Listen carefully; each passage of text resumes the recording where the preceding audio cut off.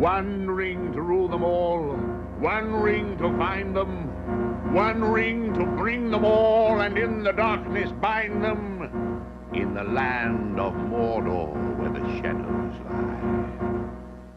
Well, it's a very long story and it's rather difficult to explain it, but I suppose it all begins when Bilbo finds a magic ring. Well, he doesn't exactly find it. He sort of takes it from Gollum, who lives underground. And then he takes it back to the Shire, where all the hobbits live, because Bilbo's a hobbit.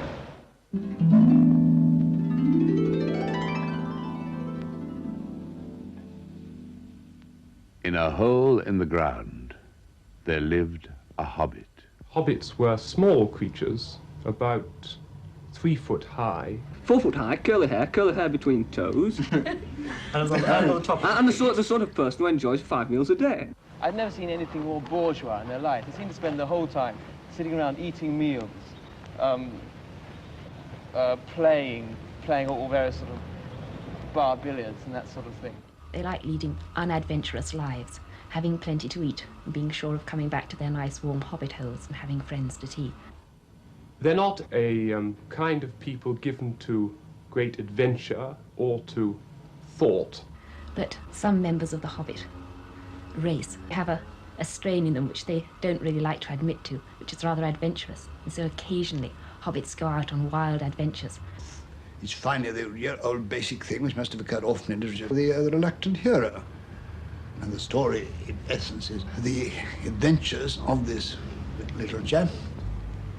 Then, of course, you move out into the wilder world where the imagination can be let go.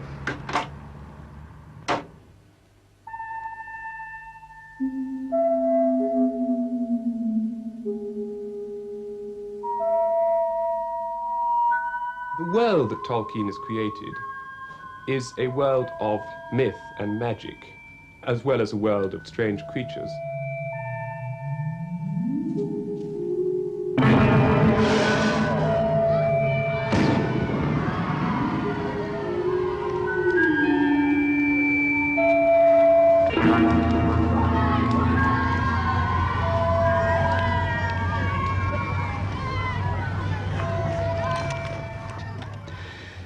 The actual beginning, though it's not really the beginning, but the actual flashpoint was, I remember very clearly. I can still see the corner in my house in 20 Northmore Road where it happened. I got an enormous pile of exam papers there, and marking school examinations in the summertime is an enormous, very laborious, and unfortunately also boring. And I remember picking up a paper and actually finding. I nearly gave an extra mark for it, extra 5 marks, actually. There was 1 page on this particular paper was left blank. Glorious. Nothing to read, so I scribbled on it. I can't think why. In a hole in the ground there lived a hobbit. I think that was eventually published in 1937. I now wanted to try my hand at writing a really stupendously long narrative and to see whether I had sufficient art, cunning, or material to make a really long narrative which would hold the average reader right through. The best, one of the best forms for a long narrative is as was found in The Hobbit, though there's a much more elaborate form, of the pilgrimage on journey with an object. So that was inevitably the form I adopted. Frodo began to feel restless, and the old paths seemed too well trodden. He looked at maps and wondered what lay beyond their edges. He took to wandering further afield, and more often by himself. He used often to say there was only one road, that it was like a great river. Its springs were at every doorstep, and every path was its tributary. Well, they have lots of adventures, and they make friends with a lot of very interesting and influential elves, who are very important people in that part of the world. But finally, they're attacked by the orcs, these horrible sort of goblin creatures.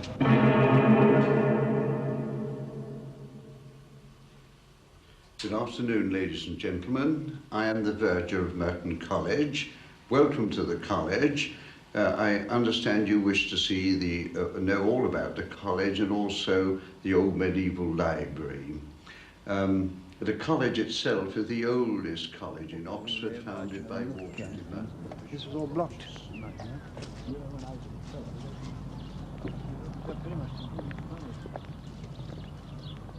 Of two very English and extremely British parents.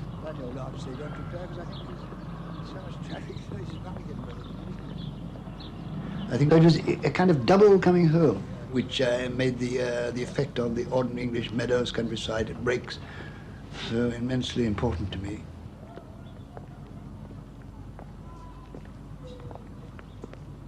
I was, on the whole, a rather puny, over-mothered, timid little creature who was not much of a success. I eventually became a fairly ordinary scholar. Turned out to be good at rugby football, of all odd things.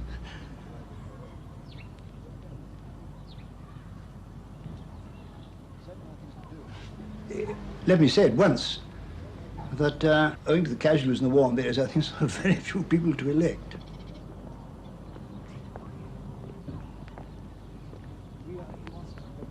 Too big a job for me, really.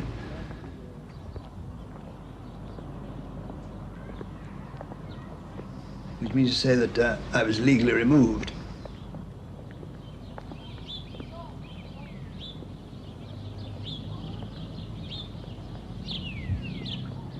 It's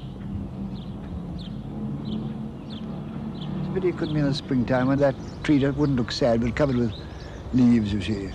Look old but not sad, and these that looks like kind of plain, doesn't it? Something, whatever that tree is, and these are limes. But all the limes have such a, however old they are, they're lovely green in spring.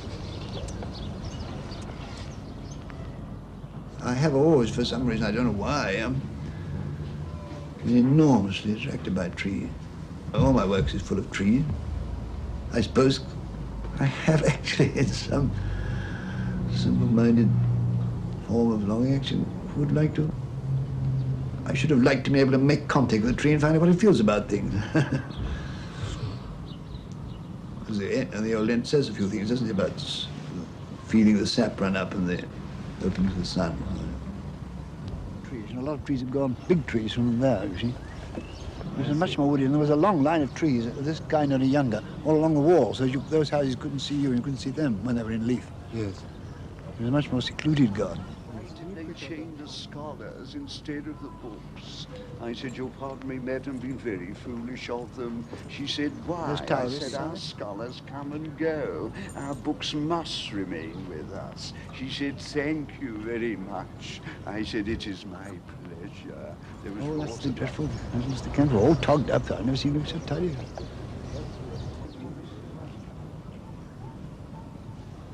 It seems to me that there is an air of what I would call donnish pastime about all Tolkien's works.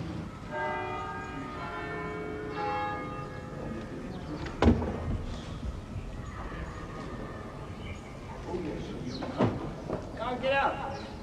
There's a great damn thing in the way. I'll try and climb up, 1 minute.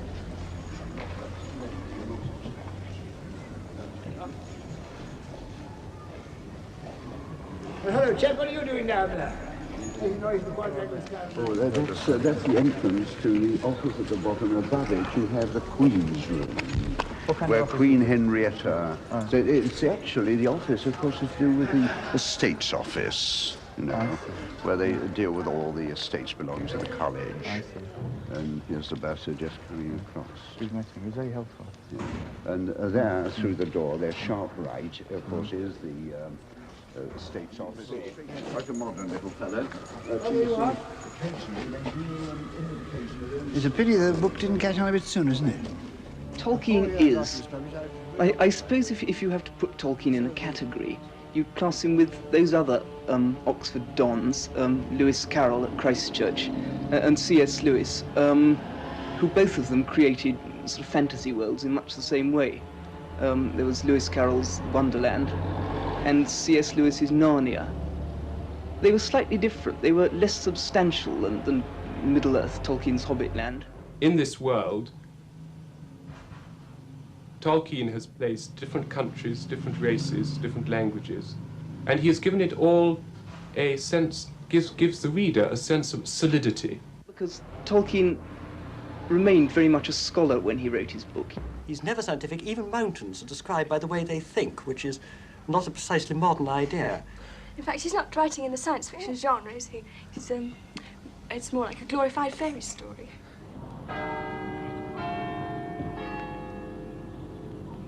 Well, I think it's a very basic appeal, because everybody likes a fantasy. They like to escape from life when it becomes dull and boring. And you can get this kind of escape through detective thrillers and science fiction stories and spy stories. But you always come back to the real world, thinking that it's even duller and more boring than it was before. And you think, you know, I wish I was the first man on the moon, or I wish I was a spy instead of leading the kind of life I'm leading. Whereas when you finish reading The Lord of the Rings, not only have you had a marvellous adventure story and a marvellous fantasy, but some of the magic has rubbed off on the ordinary, very homely things of life, like a good meal. Like food, there's a great joy in food. Food? Never been a trencherman. I admire trenchermen, therefore I make... But I like, I must say, since England produces the best basic food in Europe, on the whole, it does. And drink, the fact that there are pubs in Middle-earth. Yes, I drink things with day. I like, of course, feeling elevated, but I'm very fond of beer. They were washed, and in the middle of good deep mugs of beer, when Mr. Butterbur and Nob came in again. In a twinkling, the table was laid. There was hot soup, cold meats, a blackberry tart, new loaves, slabs of butter, and half a ripe cheese. Good plain food, as good as the Shah could show. And stuff like tobacco. I've always smoked. I sometimes smoke beyond the point when you enjoy it, which is silly, but I do smoke and enjoy it, and as a matter of fact, it's now so tied to writing that I can't write without it.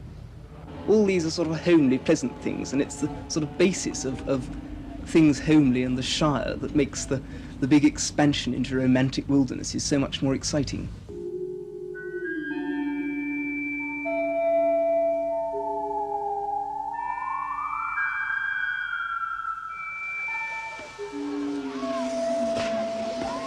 The fireworks were by Gandalf. They were not only brought by him, but designed and made by him. And the special effects, set pieces and flights of rockets, were let off by him.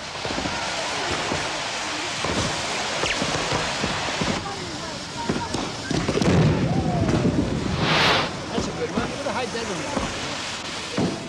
There were rockets like a flight of scintillating birds, singing with sweet voices. There were trees with trunks of dark smoke, and their shiny branches dropped glowing flowers down upon the astonished hobbits, disappearing with a sweet scent just before they touched their upturned faces.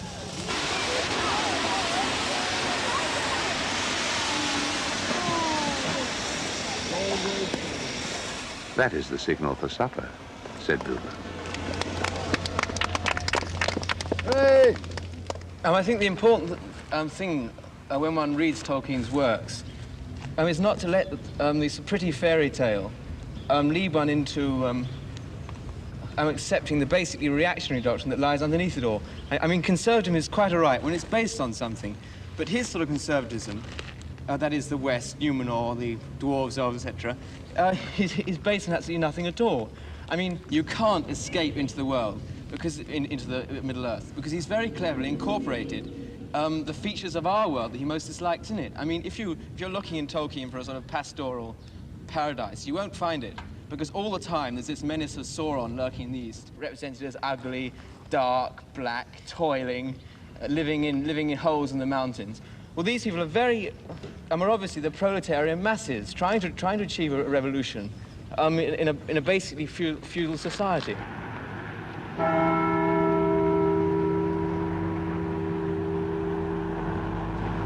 No, I don't at all like Tolkien or what he stands for.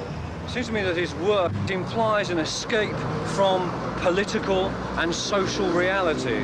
Now, this seems to me is reprehensible.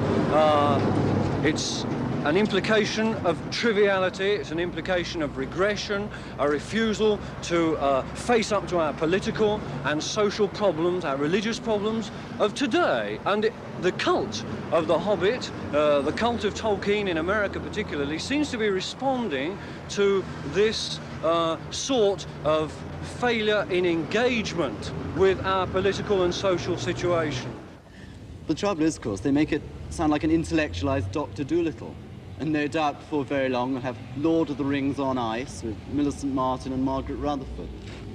But it will become a cult, as it is a cult in America now, where the constant symbol is seen, Frodo lives.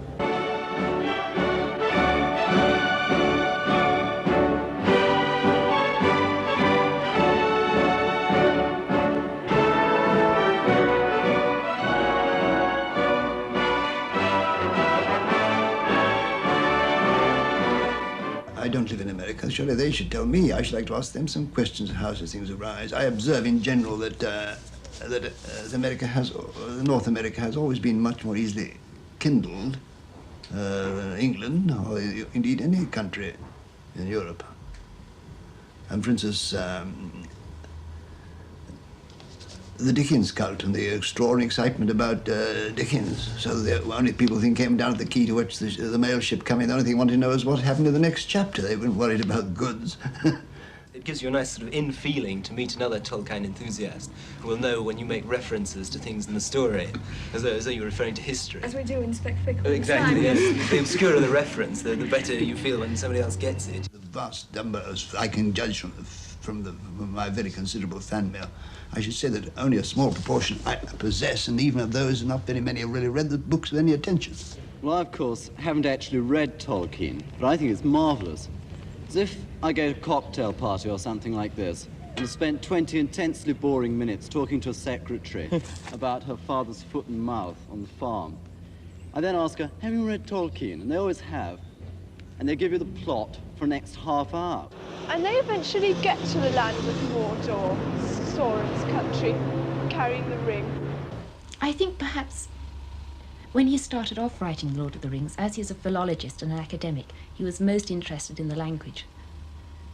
But the world that he created to hold the language took him over.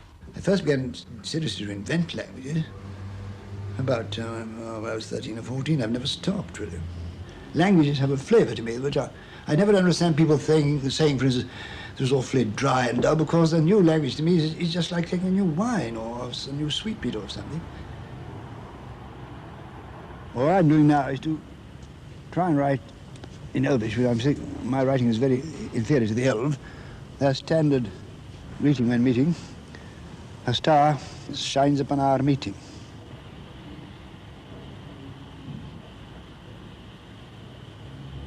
Oh, God.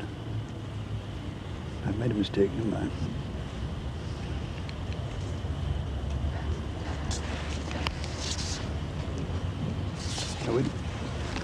And that stands for Ellen, Sila, Lumen, Aumenti Elvo. It's a rather beautiful language, I think. Well, some people seem to sort of take a delight in being able to sort of think in Elvish, which seems a little odd. No.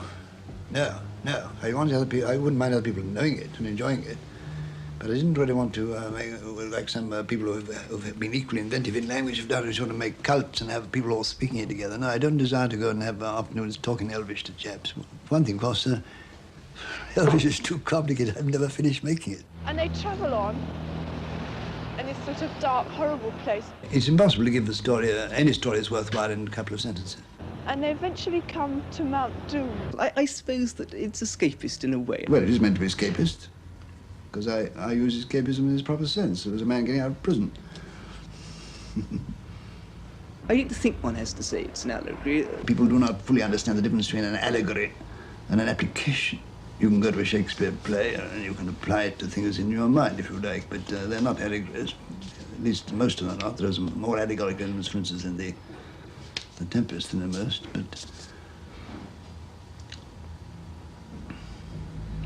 but certainly, I mean, many people apply to nuclear, the ring, to particularly the nuclear bomb, don't they? I think that was in my mind, the whole thing is only an allegory of it. Well, it isn't. No other book has frightened me quite as much as that. I've never had such an intense sense of evil. One reviewer once said, "This is a jolly, jolly book, isn't it? All the right boys come home and they're happy and glad." It isn't true, of course. He can't have read the story. 3 rings for the elven kings under the sky, 7 for the dwarf lords in their halls of stone, 9 for mortal men doomed to die, 1 for the Dark Lord on his dark throne, in the land of Mordor where the shadows lie. 1 ring... Ashnazga Gimbatul, Ashnazga Thrakatuluk, Ach Burzumishik. To rule them all, 1 ring to find them, 1 ring to bring them all, and in the darkness bind them, in the land of Mordor where the shadows lie. I invented that in a bath, I remember. Yes, I remember inventing that in one of the baths in 29, when I was having a bath in 20 North Moreau. I still remember kicking the sponge out of the bath when I got the last time, thinking that will do, all right, and jumped out. He and Sam set off back to the Shire where all the hobbits come from. Tolkien uses the ordinary things that people are afraid of, and he's built up these fears into an immense evil atmosphere. If you really come down to any large story, it interests people, can hold them attention for a considerable time, or make stories, practically always, a human story is practically always about one thing, aren't they? Death. The inevitability of death. I don't know whether you would agree with that, but anyway, that is what, there was a quotation from Simon Beauvoir that I read in the paper the other day, which seems to me put it in a nutshell. I think I'll read it. It was apropos of the untimely death of a musical composer whom I've myself always been extremely fond, Carl Maria Weber, who died at 39 of tuberculosis.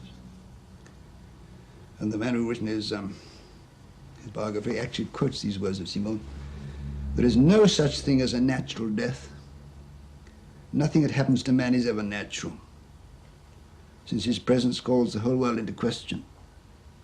All men must die, but for every man his death is an accident, and even if he knows it and consents to it, an unjustifiable violation." Well, you may agree with the words or not, but those are the key spring of the laws of the ring. The third age was my age. I was the enemy of Sauron, and my work is finished. The burden must lie now upon you and your kindred. And the power of the 3 rings also is ended.